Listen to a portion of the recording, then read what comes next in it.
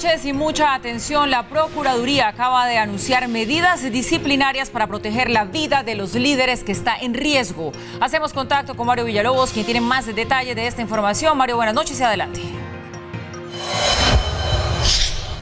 Así es, Paula, buenas noches. Hace pocos minutos terminó una cumbre del alto gobierno en el Palacio de Nariño. Asistió la gran mayoría del gabinete, la cúpula de las fuerzas militares, adicionalmente la Fiscalía, la Defensoría del Pueblo y la Procuraduría General de la Nación.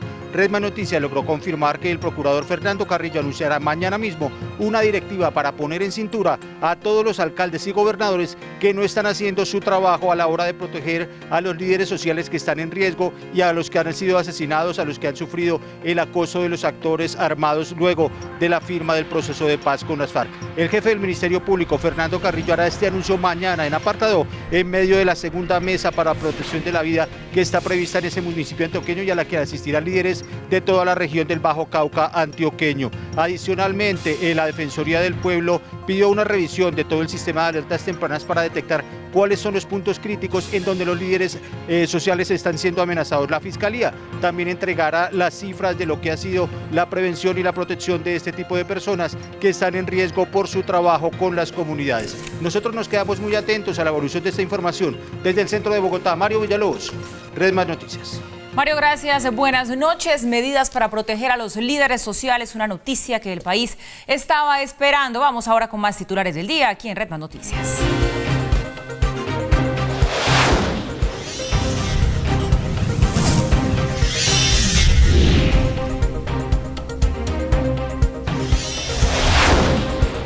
Esto es Red Más Noticias.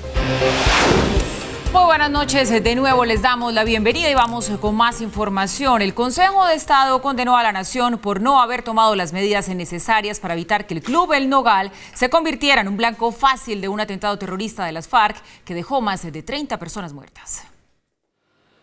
Según la decisión del alto tribunal, el Estado no garantizó la seguridad de este club, que siendo de tipo privado, sirvió para reuniones gubernamentales. Se logró establecer en el curso del proceso que el Ministerio del Interior adelantaba en las instalaciones del Club El Nogal repetidas reuniones y actividades institucionales. Asimismo, asegura el Consejo de Estado que el club fue lugar de descanso de funcionarios de alto nivel como Marta Lucía Ramírez, hoy vicepresidenta de la República. Se conoció también que la ministra de Defensa pernoctaba frecuentemente en el Nogal. Frente a la decisión, el presidente de la Cámara de Representantes y del Senado de la República se pronunciaron. Por supuesto, una decisión de ellos es completamente respetada por nosotros. Los criminales siempre salen, se salen con las suyas. ¿Qué va a pasar con los criminales que cometieron todo lo que hicieron? Entonces el Estado es culpable siempre de todas las acciones de los criminales. Yo creo que eso el país tiene que revisarlo. Con la decisión se ordena al Estado pagar una multimillonaria indemnización, pues según se ha comprobado existía suficiente evidencia en poder de la Fiscalía, el antiguo DAS, la Policía, el Ejército y el propio Ministerio de Defensa que alertaba sobre un atentado terrorista de las FARC al Club El Nogal. Así empezamos esta noche, pero primero que todo, Mauricio, déjeme darle la bienvenida. Regresa usted de unas muy merecidas vacaciones, se ve sonriente, aunque llegó con un poquito de gripa. ¿Cómo le fue? Pues me agarró la gripa ya volviendo a Bogotá. Sí. Por lo tanto, pues disfruté mis vacaciones muy bien y tenga la gripa para el momento de llegar. Pero bueno, aquí estamos al pie del cañón, no al frente del cañón, sino al pie del cañón para seguir trabajando en las cosas que más nos gustan. Nos hizo mucha falta, nos alegra verlo y como quien dice por ahí, pues ¿quién le quita lo bailado? Y aguantaremos la gripa estos días. Eso pasa rapidito, no se preocupen. Bueno, hablemos, Mauricio, de este fallo del Consejo de Estado que condena a la Nación por lo ocurrido en este atentado del Club El Nogal. Ustedes ya lo veían, lo que dice este fallo, lo que se conoce hasta ahora, pues es que consideran que las instituciones del Estado encargadas de la prevención, de la seguridad, de la protección, no cumplieron con esa obligación para con los ciudadanos. Y lo que viene ahora, Mauricio, pues es obviamente una sanción social, una indemnización para todas las víctimas, pero lo cierto es que al conocerse la noticia es un poco difícil separar ese fallo, todo lo que allí se dice, con el momento que está viviendo el país, después de un proceso de paz donde los señores de las FARC, que fueron los autores intelectuales y materiales de este terrible atentado que el país no olvida, pues uno ve que de reparación a las víctimas poco a poco. Ya hoy se supo hace algunas horas que la JEP llamó a Rodrigo Londoño para que vaya a hablar justamente de este tema de la reparación a las víctimas con sus bienes. Pero más allá de eso, Mauricio, ¿cómo debe tomar el país esta decisión y qué precedentes sienta esto también, para bien o para mal, de manera positiva y negativa? Paula, como tantas otras cosas que han resultado después del proceso de paz, hay para la gente un gran desconcierto al ver que los responsables directos, como usted bien lo recuerda, del atentado al Club El Nogal, pues están presentándose a la JEP, seguramente con un reconocimiento de algunos hechos específicos, terminarán teniendo una condena, y una condena que seguramente será apenas restrictiva de la libertad, no privativa de la libertad, y seguramente va a significar que van a ser unas escuelas o alguna cosa parecida, mientras al Estado colombiano se lo termina condenando por la responsabilidad en este caso.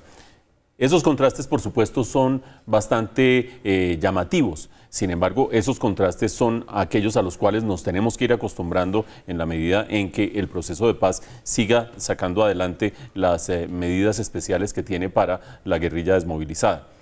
Sin embargo, el fallo del Consejo tiene dos aspectos que vale la pena mencionar.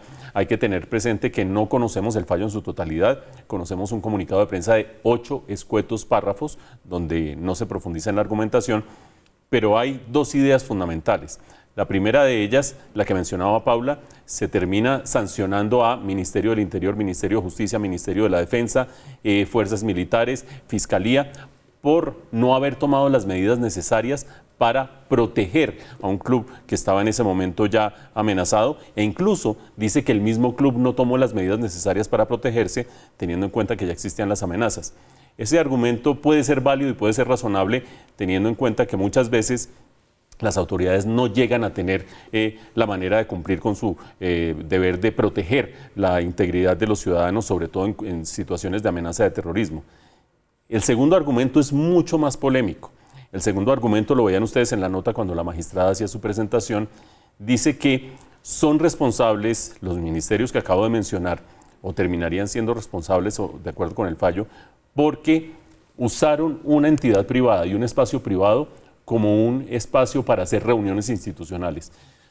Perdón, es decir, que en la medida en que en el club se llevaban a cabo reuniones del Ministerio del Interior, reuniones del Ministerio de la Defensa, que la ministra de la Defensa en ese momento, la doctora Marta Lucía Ramírez, hoy vicepresidenta del país, se pernoctaba en el mismo club, eso corresponde o eso configura una responsabilidad del Estado al exponer a una entidad privada, que es el club, y a todos los que allí concurrían a un atentado de este estilo, porque los convertía de alguna manera en un objetivo terrorista.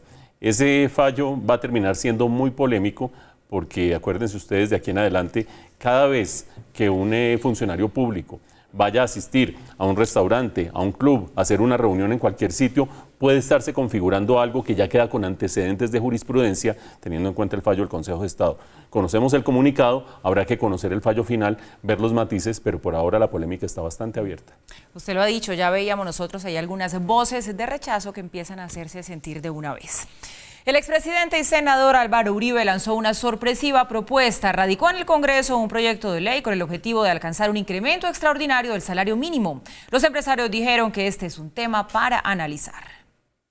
El senador y líder del Centro Democrático radicó el proyecto de ley bajo el sustento de conformidad con lo establecido en el artículo 150, numeral 10 de la Constitución Política de Colombia. Este proyecto da facultades extraordinarias al presidente de la República para decretar el aumento extraordinario del salario mínimo, con algunas precauciones. Estas facultades serían por el término de 6 meses para expedir las normas con fuerza de ley. Además, que no sea de confrontación, en un modelo cristiano, solidario, en la dupla integrada entre el generador de empleo y el trabajador. Sin embargo, para varios sectores políticos es inconstitucional. Pero hay preocupaciones, temas de la inflación, del poder adquisitivo del peso colombiano. Este proyecto no tiene validez si no tiene el apoyo del gobierno nacional. Es inconstitucional.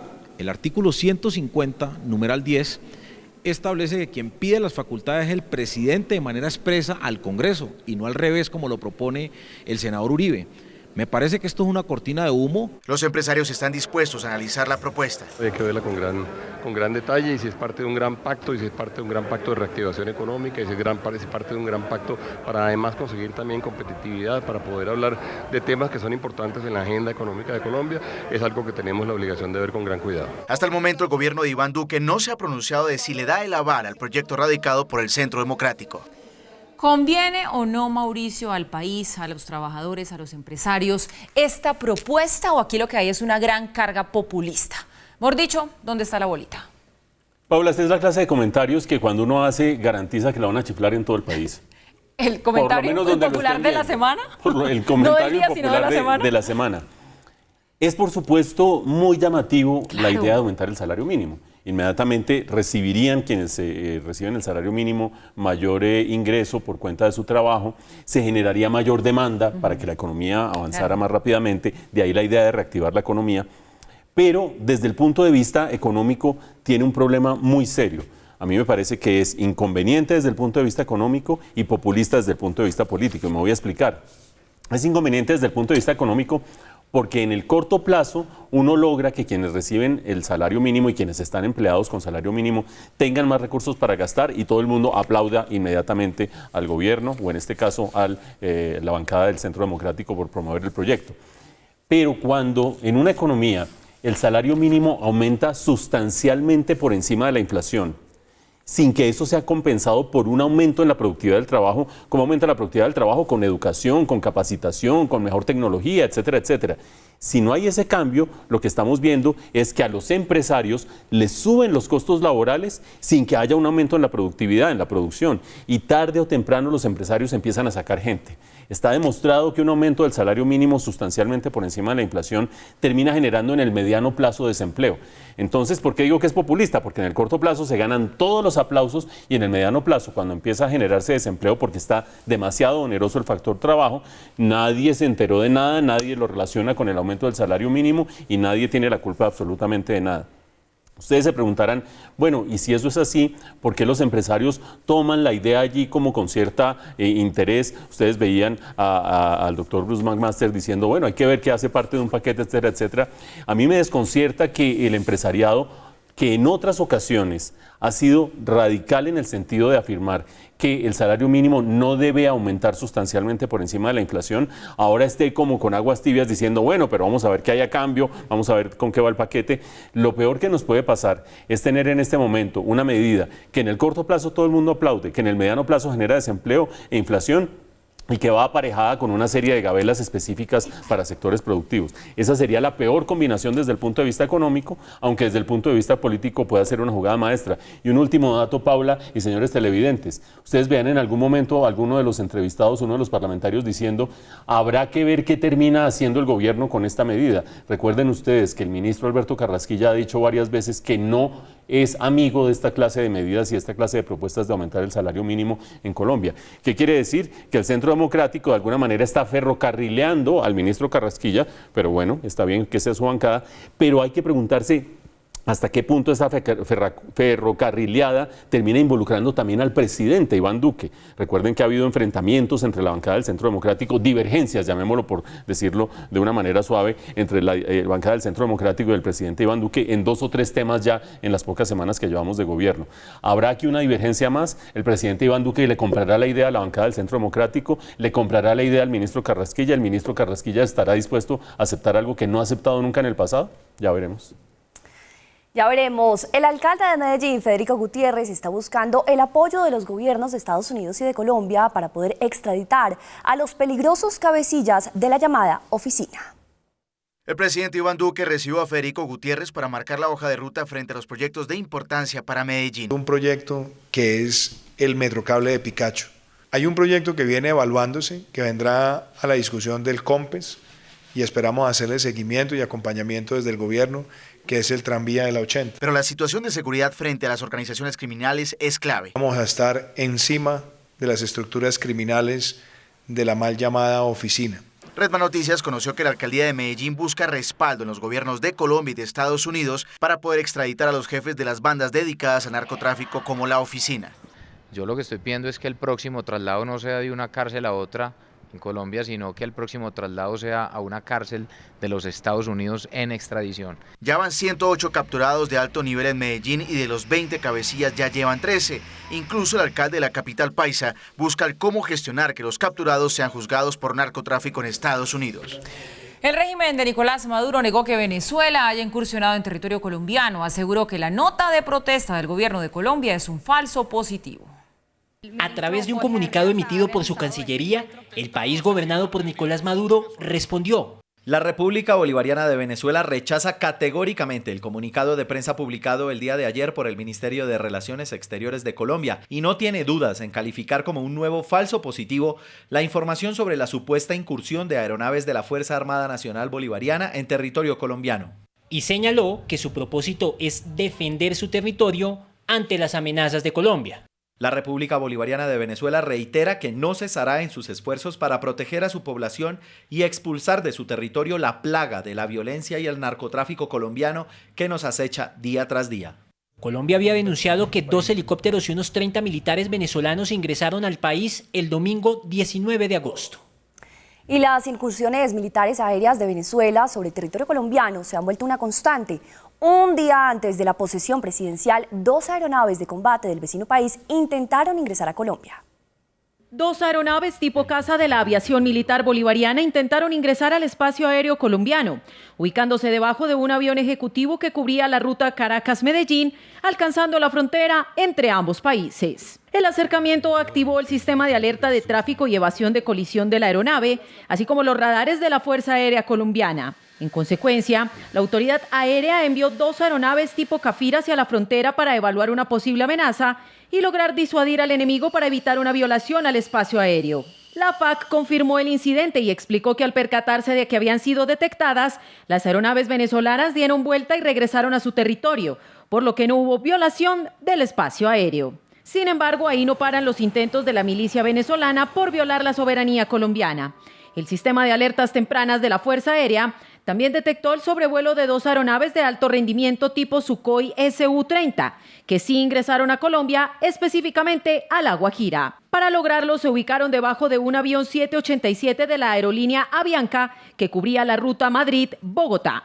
El abuso de poder y la constante provocación de las fuerzas militares bolivarianas sigue alterando el ya difícil momento que atraviesan las relaciones diplomáticas entre Colombia y Venezuela. Cualquier incidente o escaramuza puede ser un fósforo al aire en un ambiente cargado que podría llegar a ser explosivo. Esto dadas las diferencias que existen históricamente sobre el tema limítrofe entre ambas naciones. Y sigue diciendo la Cancillería venezolana, Mauricio, que todo se trata de un falso positivo. La verdad es que no podíamos esperar una respuesta distinta del gobierno de Nicolás Maduro, pero creo que la pregunta que queda ahí sobre la mesa, que además se convierte en la pregunta del millón, es ¿qué debe hacer Colombia? Porque no es la primera vez, ustedes ya ahí tenían un completo resumen, que se presentan incursiones en territorio colombiano. Más este incidente que ahora conocemos tuvo lugar el día de la posesión del presidente Duque, que parece ser absolutamente riesgoso. Paula, la pregunta de qué debe hacer Colombia nos remite a aquella metáfora que hemos usado alguna vez en este noticiero. El vecino borracho. De qué hace uno con un vecino borracho. Sí. Va, le golpea, le dice que por favor le baje la música, le sale con un bate de béisbol a cascarle, después que negocia, habla con el portero, ¿qué es lo que termina haciendo? Llama a la policía no hace nada. ¿Qué hace usted con el vecino borracho? Recuerden los hechos. Este fin de semana, una incursión de 30 hombres y 2 helicópteros en la zona del Tibú. Antes de eso, previo a la posesión, 2 aviones Sukhoi siguiendo a un avión ejecutivo. Ustedes vieron en el gráfico, los aviones terminan alejándose una vez los Cafir colombianos tratan de interceptarlos y dicen que no incursionaron en territorio colombiano, pero obviamente es un acto de hostilidad. Como fue acto de hostilidad, también lo veíamos en la nota, el que otra vez nuevamente 2 aviones Sukhoi se fueran detrás de un avión de Avianca que venía desde Madrid y lo hicieran cambiar de rumbo porque le hicieron prender las alarmas, se acercaron tanto que le hicieron prender el sistema de alerta y terminaron haciendo cambiar de rumbo con el riesgo consecuente para la población. Y así nos podemos ir atrás y atrás y atrás y atrás hasta llegar al punto de mayor tensión entre los dos países. Ustedes se acuerdan por allá en 2008, cuando en ese momento Hugo Chávez mandó 6.000 hombres a la frontera de Venezuela con Colombia. Es decir, actos de hostilidad por todas partes. Seguramente eso no va a cambiar, no estoy diciendo nada nuevo y el borracho sigue allí. ¿Qué hacer con el borracho? Es lo que está preguntando Paula.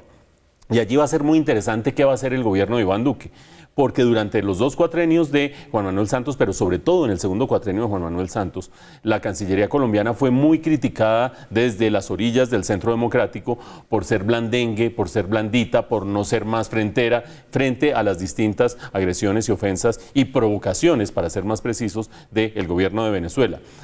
Cualquiera diría, no, pues sean varones y pónganles de frente y armen, pongan y manden a la frontera las tropas. En una guerra, yo no soy experto militar ni mucho menos, pero las fuerzas militares de Venezuela están mucho más preparadas para un conflicto internacional que las militares de Colombia, que están preparadas para un conflicto interno. Suponiendo que uno quisiera un conflicto, pero en una guerra no gana absolutamente nadie. Y una guerra terminaría fortaleciendo, es que estamos hablando de cosas absurdas, hablar de guerra, terminaría fortaleciendo de manera espuria al gobierno de Nicolás Maduro y generando un desastre en la frontera colombiana. Yo creo que después de 4 años, un poco más, de decir que la Cancillería era blandengue, que los comunicados que nadie le contesta, que las notas de protesta que nadie le contesta, creo que va a ser muy difícil que el gobierno colombiano busque una alternativa distinta. Creo también que no debemos ser base para que Estados Unidos empiece a intentar aquí distintas afrentas contra el gobierno venezolano. Creo que lamentablemente le pasará al gobierno colombiano y al país lo que le pasa a uno con un vecino borracho, aguantárselo hasta que se trastee.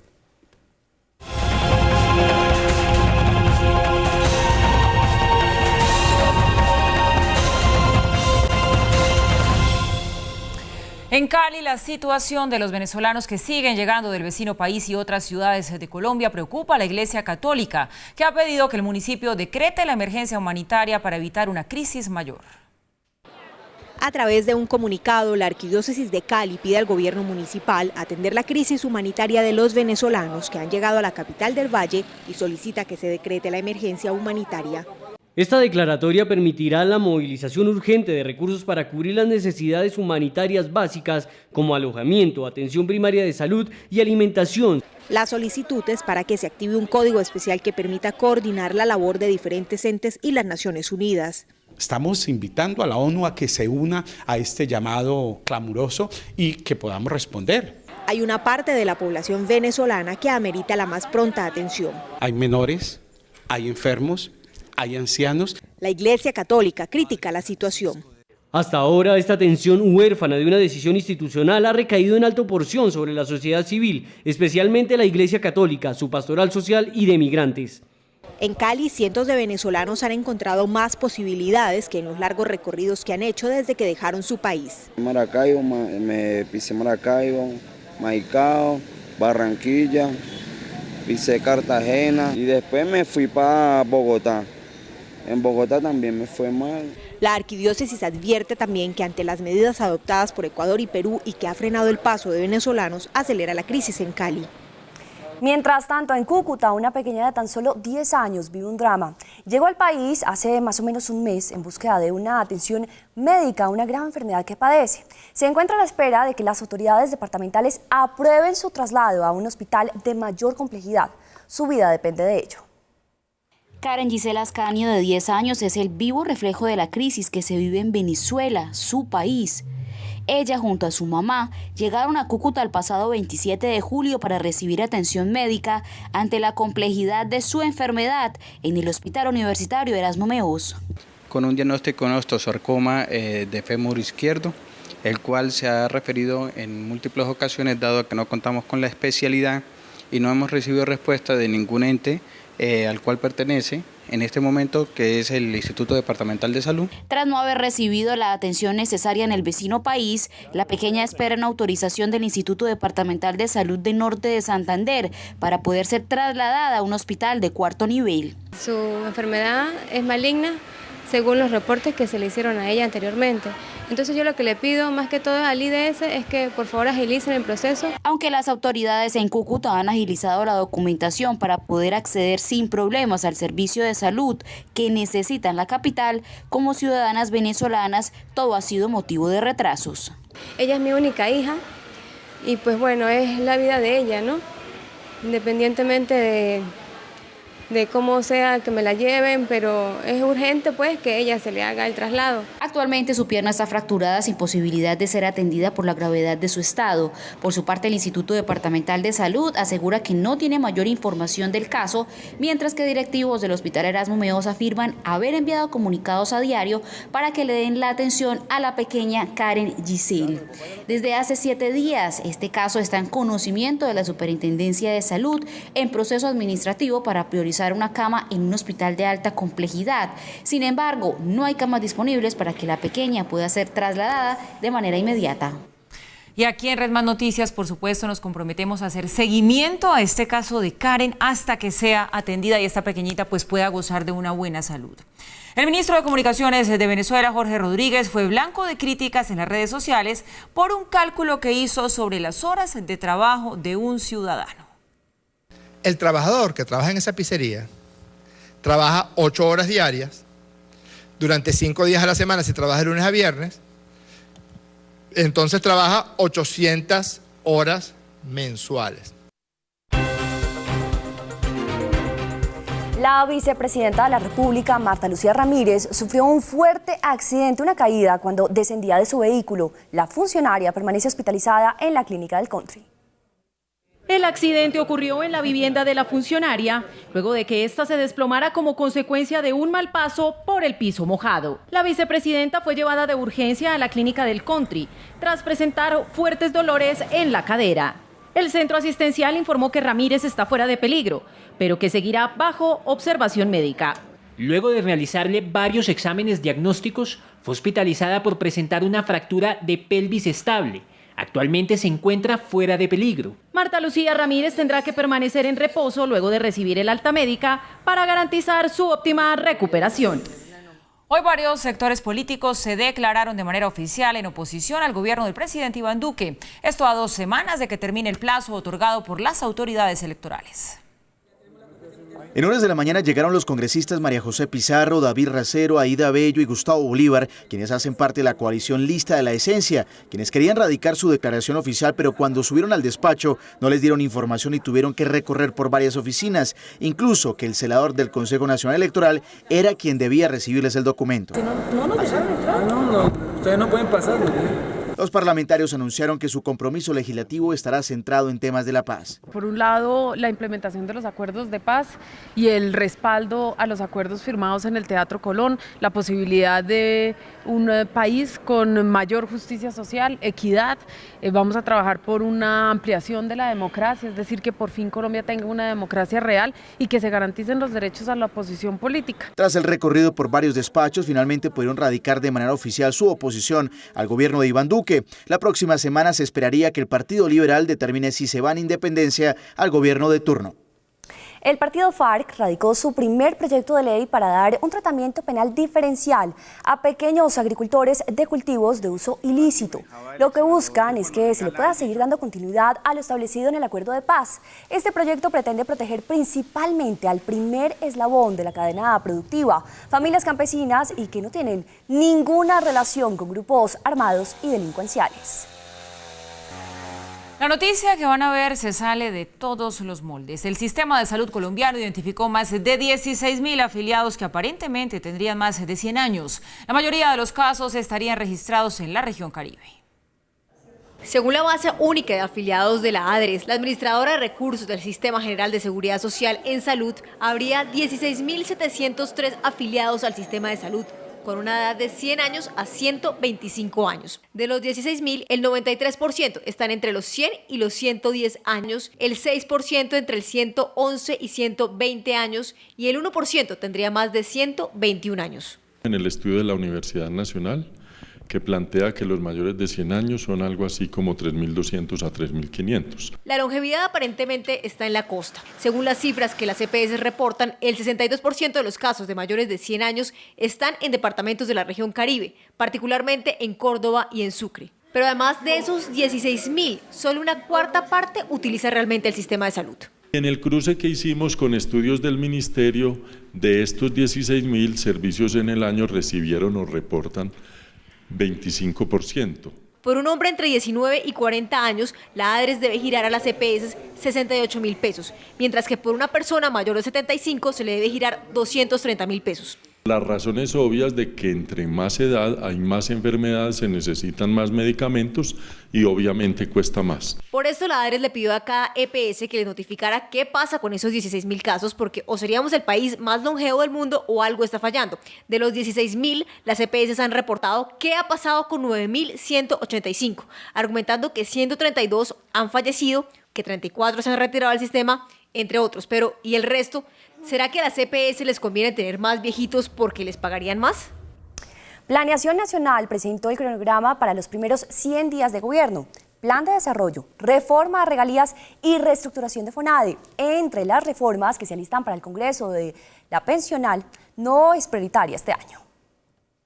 Con la presentación de los nuevos subdirectores de planeación y el anuncio de que regresaron los técnicos a la entidad, se presentó el plan a 100 días. Tenemos una agenda legislativa que ya está pesada y por el lado de planeación tenemos que acompañar la aprobación del Plan Nacional de Desarrollo, tenemos que acompañar la aprobación del Presupuesto General de la Nación, el de regalías, reformas adicionales, seguramente las iremos trabajando, pero en su momento las iremos también anunciando.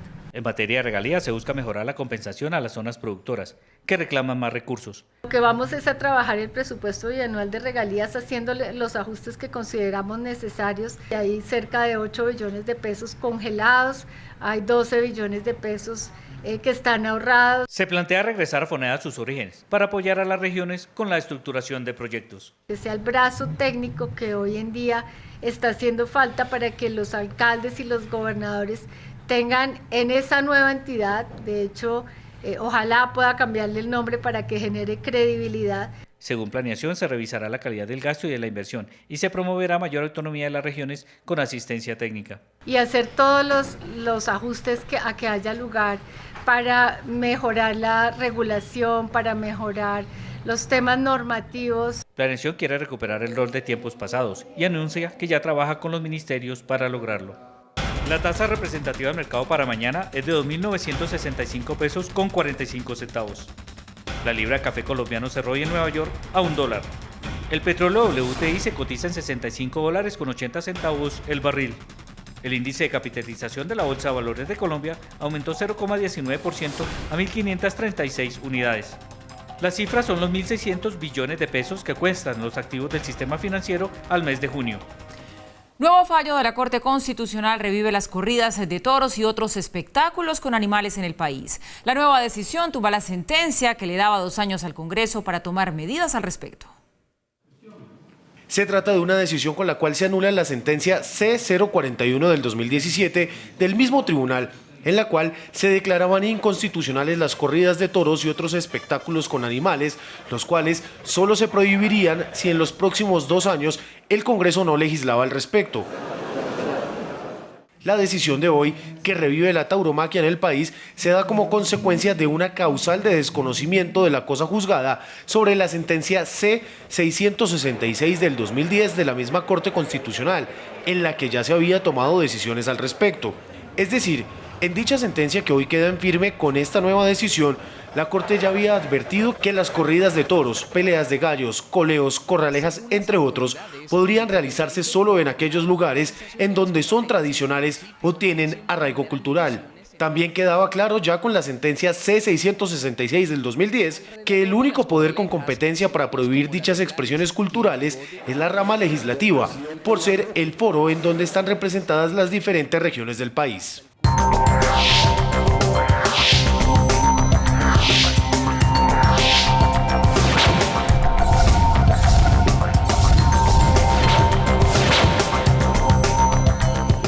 Volvemos con la información internacional porque el exabogado de Trump, Michael Cohen, se declaró culpable de financiación ilegal de la campaña e implica al presidente. Hoy Trump respondió y aseguró que inventa hechos para lograr rebaja de penas. Recomendó no contratar los servicios de ese abogado. Tras un día en donde el primer mandatario de Estados Unidos guardó un prudente silencio, luego de los golpes por la culpabilidad de Manafort y el trato de Cohen con la fiscalía, en la mañana de hoy se refirió al tema a través de sus redes sociales. El primer blanco fue Michael Cohen, quien fuera su abogado personal. Michael Cohen se declara culpable de 2 cargos de violaciones de financiamiento de campaña que no son un delito. El presidente Obama tuvo una gran violación de las finanzas de campaña y se resolvió fácilmente. Frente al caso de su ex jefe de campaña Paul Manafort, que fue declarado culpable de 8 cargos de fraude fiscal por un juez de Virginia y quien no hizo tratos con la fiscalía, Trump envió unas palabras de aliento, que por supuesto iban con un ataque para su ex abogado de confianza.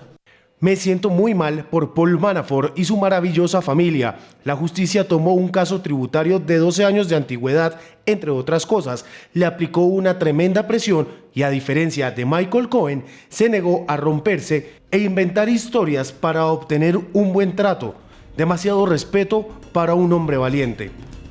Con 67 votos a favor y ninguno en contra, el Senado de Argentina aprobó allanar 3 viviendas de la expresidenta Cristina Fernández, involucrada en un escándalo de corrupción. Este es el momento en el que Cristina Fernández llega a la sede del Senado en Buenos Aires. Sin ofrecer declaraciones a los medios de comunicación, la exmandataria y actual senadora se presentó al debate para definir el pedido del juez Claudio Bonadío de allanar 3 de sus viviendas. Tras 2 intentos fallidos por falta de quórum en semanas anteriores, el debate pudo realizarse. Que con los Bonadío, con los desafueros, ¿me voy a arrepentir? No, no me arrepiento de nada de lo que hice. Fernández es investigada por su supuesta participación en el escándalo conocido como los cuadernos de la corrupción, en los que varios empresarios aparentemente pagaban millonarios sobornos a cambio de contratos para obras públicas a funcionarios del kirchnerismo.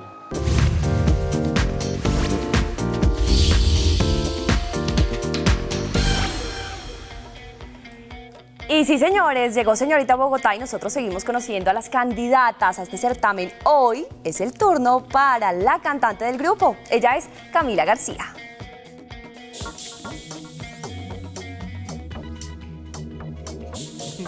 Yo considero ser una mujer muy relajada, muy extrovertida. Me encanta tener amigos, disfrutar las cosas. Así se define Camila García, una de las aspirantes a Señorita Bogotá, quien se ha destacado por su liderazgo dentro del grupo. Y otra vez Camila. La joven administradora de empresas asegura que lo más importante de esta competencia que decidió asumir ha sido el apoyo de sus padres. Siempre es no, qué emoción, la reina, o sea, genial, eso ha sido muy importante para mí. Le gusta el baile, en especial la salsa, gusto heredado de su papá, el mismo que le encanta escucharla cantar. Tengo ganas, tengo tiempo y 1000 canciones que cantarte. Esta bogotana espera enamorar con sus aptitudes al jurado calificador que este fin de semana tendrá la responsabilidad de elegir a la nueva Señorita Bogotá. Y de una vez hablemos con nuestros invitados, bien Sani Segura, Matías Ramírez y por este lado está Emilia Ceballos. ¿Cómo van? Buenas noches, qué gusto que estén con nosotros. Gracias por invitarnos. Contentos de estar maravilloso aquí. set. ¿Colombianos todos? Sí. ¿Y el acento mexicano cómo lo hicieron? Porque vamos a ver acento mexicano. Chicos, les toca. Uf, fue complicado, claro que sí, pero bueno, se aprendió. ¿Y cómo fue el resultado? A ver, dale, ¿cómo es el resultado? Haz un poco mexicano. Bueno, ¿qué quieren que les diga? Yo esta noche estoy aquí en Red Más Noticias y pues me gusta mucho. No mames. Y hablemos justamente de esta producción, porque lo veíamos y lo decíamos hace un momento. Aborda el tema del narcotráfico, pero de una manera diferente. Es una comedia. ¿Cómo se logra esa combinación? Es una comedia. Mira, estamos tratando con la serie de buscar una manera diferente de contar este legado que ha sido pues un legado bastante fuerte en Colombia y México, como el narcotráfico lo ha sido.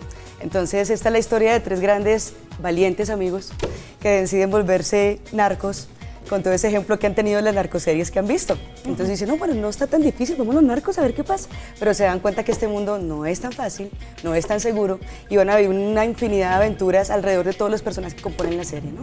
Bien, Cine, ustedes, esos protagonistas, esos amigos alcahuetas que de pronto patrocinan este tipo de hazañas, ¿o no? Sí, pues este personaje es el socio colombiano de estos mexicanos que realmente no tienen ni idea de lo que se trata este negocio, pues tampoco Wilmer, que es mi personaje, y pues terminan enredados en varias historias bien divertidas. Yo estoy haciendo mucha barra a esta comedia porque siento que es mejor reír para no llorar y nosotros hasta de esto, que es un tema como tan escabroso, nos podemos reír en este momento para exorcizar todos esos demonios de una vez. Así es.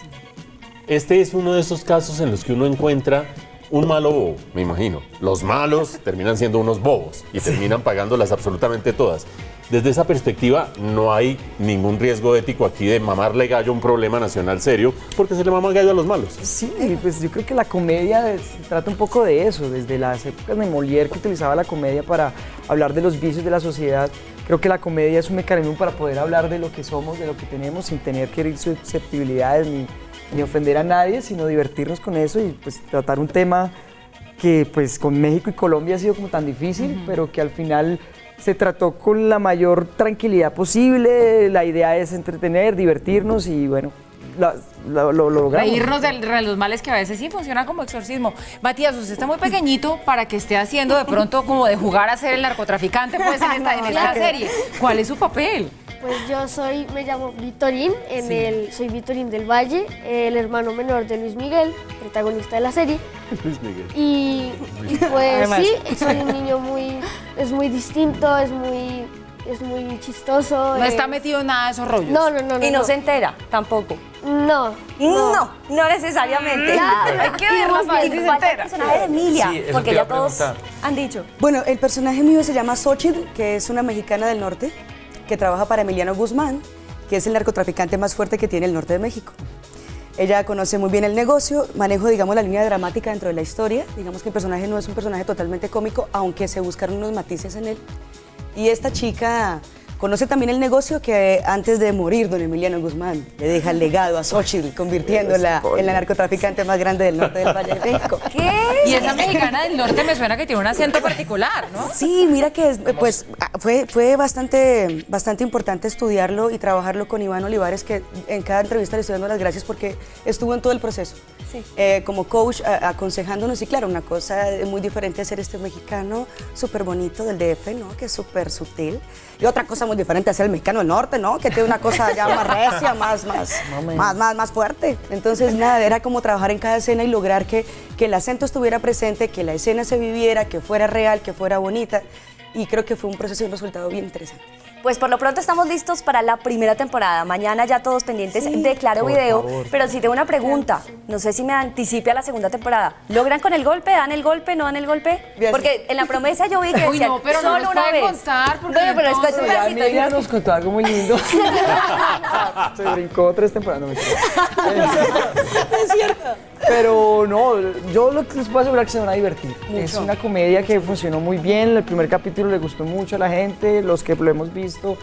Y pues si la siguen viendo habrán muchas más temporadas. Eso depende también del público, pero queremos que la pasen bien, que se disfruten. Y seguro estos 3 van a dar de mucho que hablar. Todo este universo del Rey del Valle, de Luis Miguel y de José Edgar. José Edgar. Está Juan Gabriel, o sea, hay un tema de la parodia muy interesante. El narco colombiano se llama Pablo Escoba y es un señor que anda con una escoba, entonces ya desde ahí vas a ver todos esos matices. Claro, pues divertido sí es. Entonces a partir de mañana en Claro Video. Gracias por acompañarnos. A ustedes. Gracias, no se la pierdan. No se la pierdan. No la vamos a perder. Muy bien, y llegamos así al final de esta emisión. No olviden mañana aquí en nuestro canal desde las 6 de la mañana toda la información y las noticias con Darío Arismendi y su equipo en la alianza de Caracol Radio y Red Más Noticias. Lo mejor de la radio y lo mejor de la televisión. Y antes de despedirnos, atención a este servicio social aquí en Red Más Noticias. Camila Andrea Calderón Camacho, de 15 años, está desaparecida desde ayer a las 7 de la noche. La última vez que fue vista fue en el conjunto residencial Altos de Hato Chicó, esto en el barrio Suba, Compartir, noroccidente de Bogotá. La joven estaba vestida con un jean, chaqueta crema de capota, tenis plateados y morral blanco. Si tiene usted información, se puede comunicar al teléfono 317-44-18-814. 317-44-18-814. Las fotografías de Camila se publican con autorización de su familia para poder ayudar en su búsqueda. Así les decimos a ustedes buenas noches, que descansen y nos vemos mañana.